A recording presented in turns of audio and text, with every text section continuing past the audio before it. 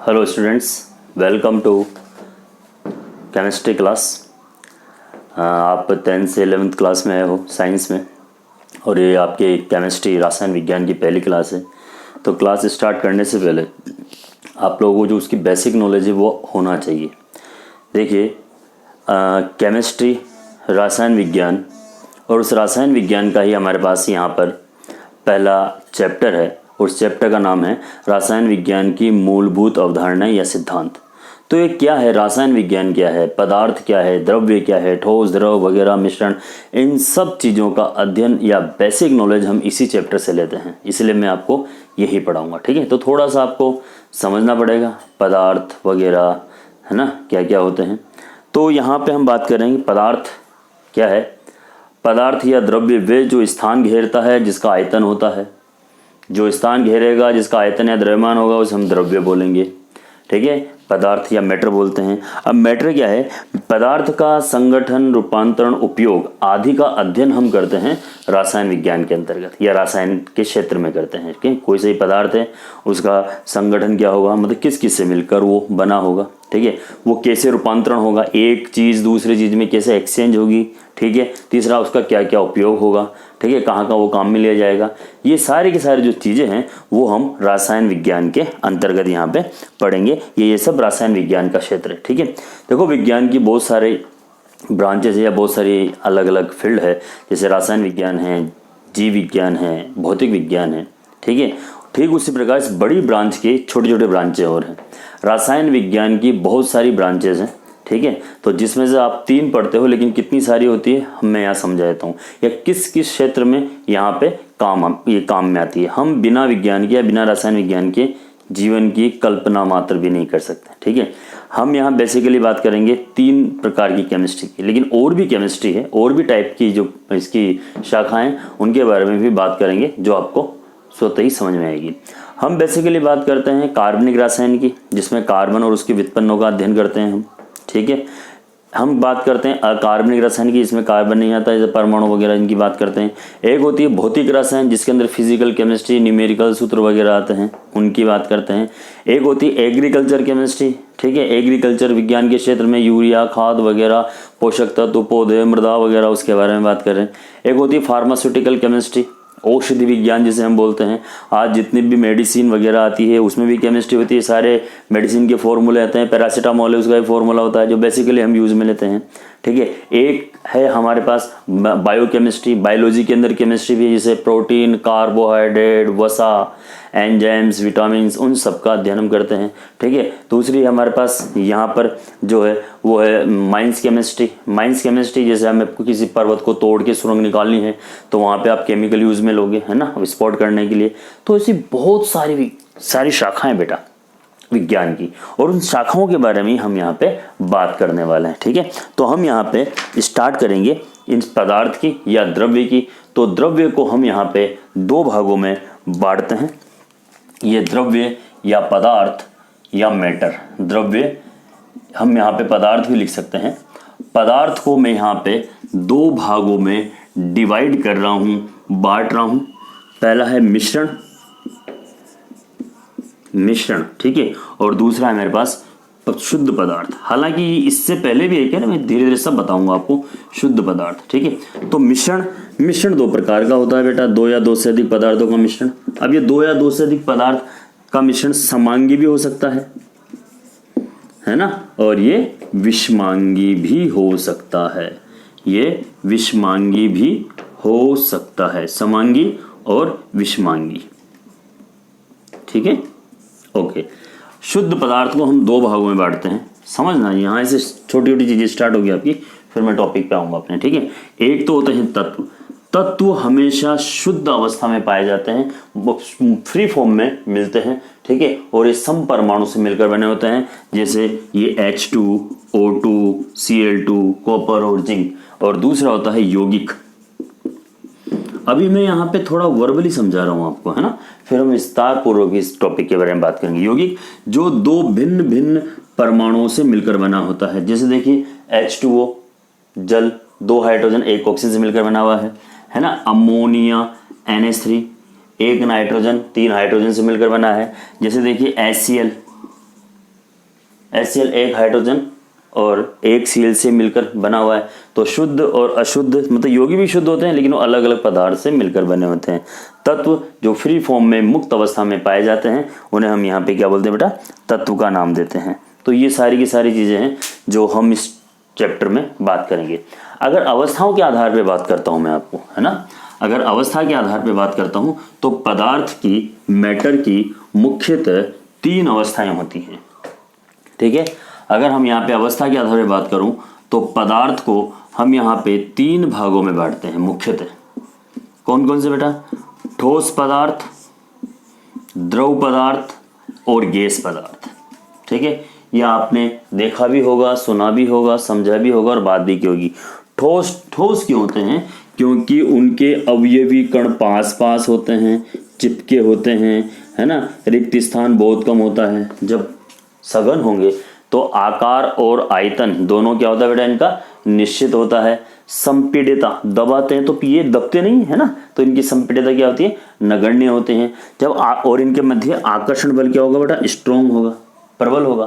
प्रबल होगा तो क्या होगा, इनका गलनांक और कितना क्या होगा, उच्च होगा। दूसरी बात करते हैं द्रव की। द्रव में क्या होते हैं, अवयवी कण जो है वो अपेक्षाकृत ठोस की अपेक्षा दूर होते हैं साहब। ठीक है, जब अपेक्षाकृत ठोस की अपेक्षाकृत दूर होंगे तो क्या होगा बेटा, इनका जो आयतन है, आयतन तो क्या होता है, इनका निश्चित होता है, लेकिन आकार जो है वो क्या होगा, अनिश्चित होगा। अब ऐसा क्यों हो रहा है ये देखिए, बस आप देखो, 1 लीटर दूध ले लो, है ना, अब वो दूध आप जग में लोगे तो जग का आकार ले लेगा, भगोनी में लोगे तो भगोनी का आकार ले लेगा, पाइप में भर दो पाइप का आकार ले लेगा। ठीक है, तो यहाँ पे आकर्षण बल ठोस की अपेक्षा इसमें कम लगता है। ठीक है, तो इनका आयतन क्या होता है, निश्चित, और आकार अनिश्चित। गैस के अणु और भी दूर दूर होते हैं, और गैस के अणु जब दूर दूर होते हैं तो क्या होता है, इस केस में गैस के अणु क्या होते हैं, दूर दूर होते हैं। दूर दूर होंगे तो आकर्षण का बल क्या होगा, नगण्य होगा। ठीक है, इनका आकर्षण का बल नगण्य होगा तो इनका आकार भी अनिश्चित और आयतन भी अनिश्चित होगा। गलनांक क्योतांक गैसों के बहुत ही कम होता है। ठीक है, चलो भाई इसकी बात हो गई हमारे सामने।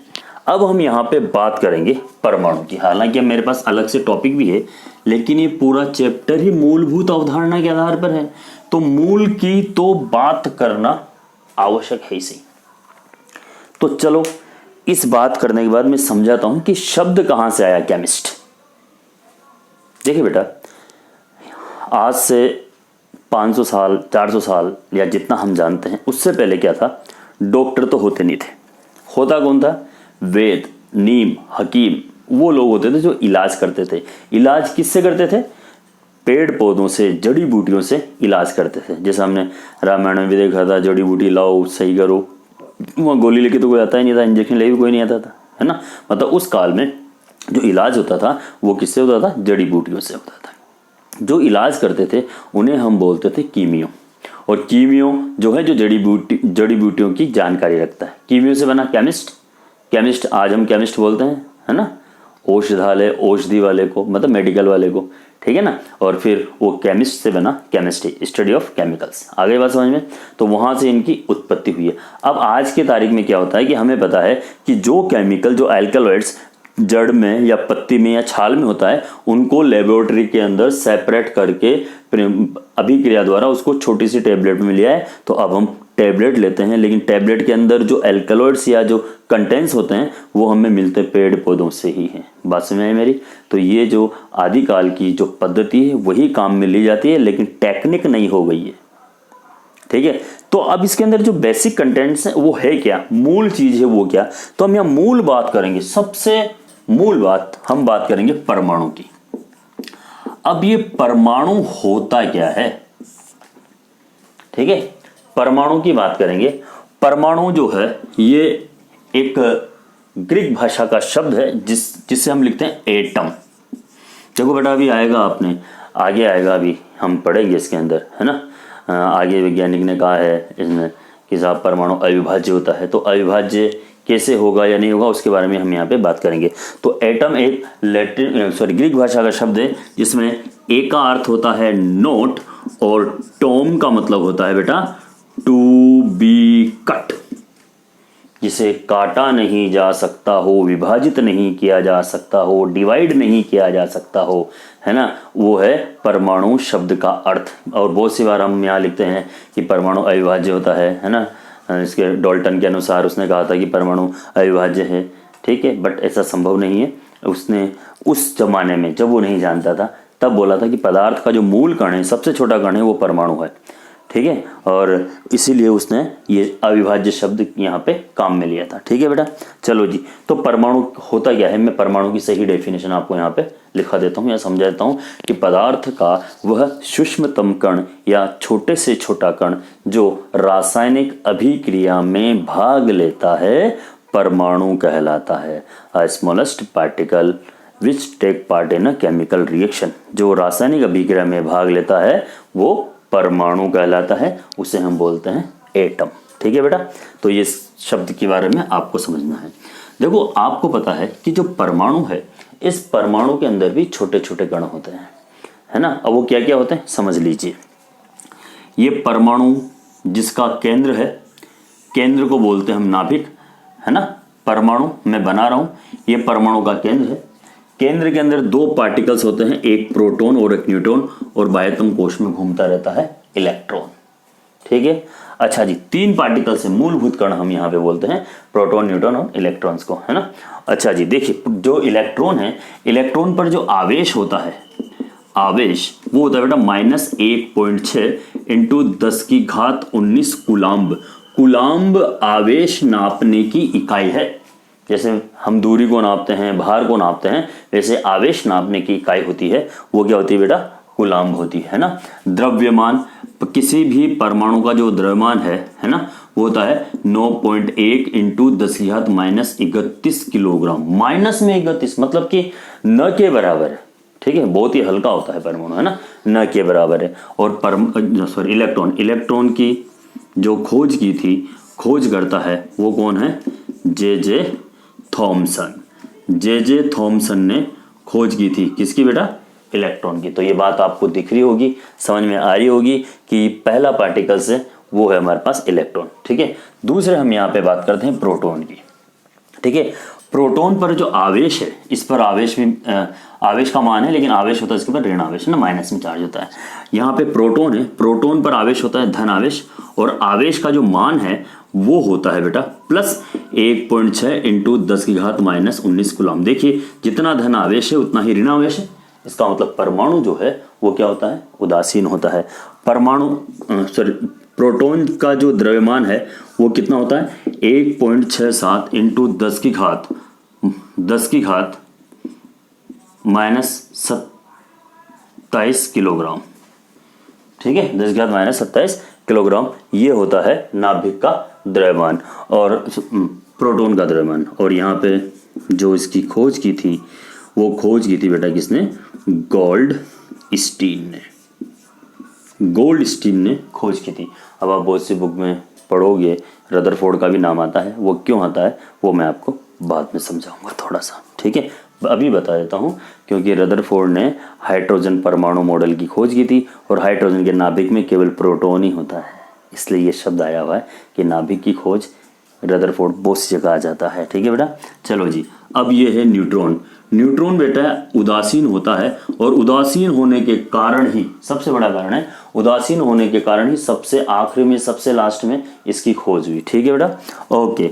इस पर जो उदासीन होता है, इसका जो द्रव्यमान है वो क्या होता है, लगभग प्रोटॉन के बराबर, लगभग प्रोटॉन के बराबर होता है। इसका जो द्रव्यमान है वो लगभग प्रोटॉन के बराबर होता है। ठीक है, और इसकी जो खोज की थी, इसकी खोजकर्ता जो है वो है जेम्स चैडविक। जेम्स चैडविक ने इसकी खोज की थी, किसकी बेटा, न्यूट्रॉन की। तो बहुत से लोग बताते हैं, इसको ट्रिक भी बताते हैं याद करने की, ये इट पग नच, मतलब electron, Thomson, proton, Goldstein, neutron, Chadwick. इस तरह से भी हम इसको याद कर सकते हैं, समझ सकते हैं। इसलिए आपको सबसे छोटे कण के बारे में पता होना चाहिए, और जो सबसे छोटा कण है वो है हमारे पास परमाणु। ठीक है, और परमाणु से मिलकर अणु बनते हैं। ठीक है। अणु सम परमाणु से मिलकर बनेंगे तो तत्व, विषम परमाणु से मिलकर बनेंगे तो यौगिक, और इसी के आधार पर हम आगे की बहुत सारी चीज़ों की बात करेंगे, ठीक है। तो अभी तो ये हमने सीखा है, अब इसके बाद हम थोड़ी सी और बातें करेंगे, मापन की पद्धतियाँ, फिर सार्थक अंक की बात करेंगे, फिर आगे की बातें आप लोगों से करते रहेंगे।